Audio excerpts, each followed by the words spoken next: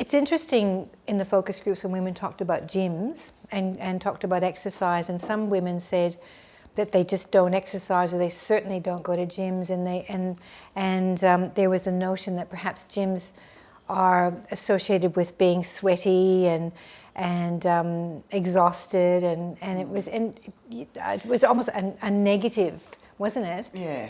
And whereas should just be perhaps marketed as movement, not so much the gym, but marketed as movement. That's right. Women don't go to the gym; they move more, or move. It's like a rebranding, isn't it? From gym to movement. I think that's a great idea. And age appropriate, still with no cost to you, just movement. Absolutely, because what I noticed again in the focus group, that there were a couple of different views. There were some people who did enjoy going to the gym for their movement, and what they were going to was older women appropriate or focused classes that worked on balance and worked on strength and worked on particular movement, and they loved it. They were saying that this worked so well, and I do that too, and it's fantastic because it's helped so much in balance and in strength. Yeah. There are other women that we've been talking to and hearing about who have been going to gyms or getting some information that's actually not right. Oh, and okay.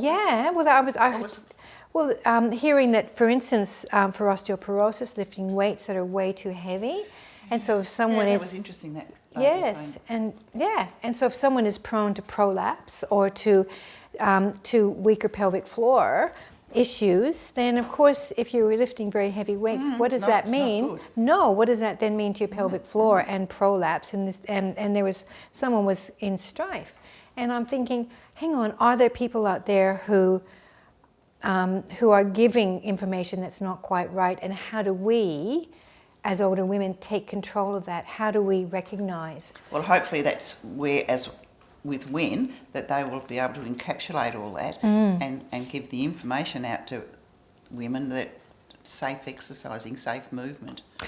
It's an interesting one, isn't it? So it's not only up to women to educate women so that when they go into different services who are going to be looking after them and looking after their fitness or their health, that they can self-manage and say, no, look, this is what I need. It's a really big one. I think it's a dual role. Educate the professionals, educating different agencies that are providing us this misinformation. That could be a role also to say, do you know that when you prescribe a huge amount of weight for a woman, that you need to ask the questions.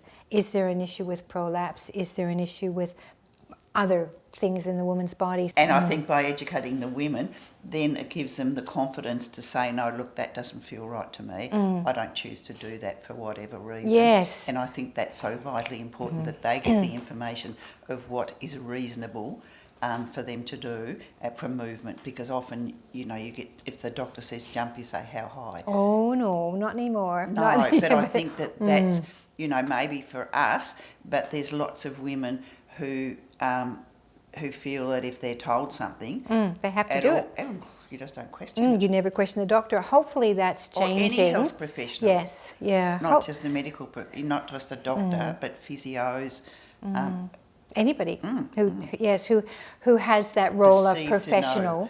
Perceived to know more than you. That's exactly right. And this is where, hopefully, with that whole surge of chronic condition self-management, that people will understand that I know my body, it's my body, and I will bring to you the information you need to help me make my decision. I think that is absolutely right. That best encapsulates it, I think. Absolutely. So that's partners in healthcare, and you can't be a partner unless you're educated, is a really big one. So that's where WEN comes in, I hope, to really help women and to educate, so you can walk in and feel like you're a partner in your health management.